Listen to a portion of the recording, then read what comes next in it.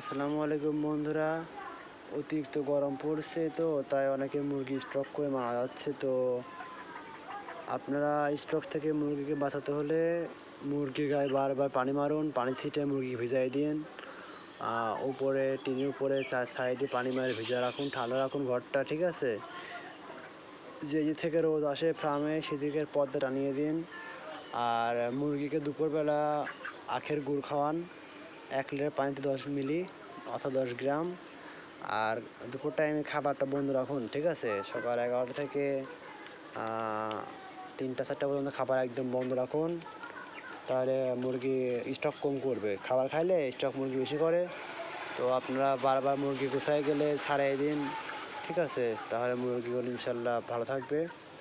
আর যত্ন নিন। ফার্মে দুপুর থেকে কোথাও যাবেন না, দুপুরে ফার্মেই থাকুন। ধন্যবাদ সবাইকে।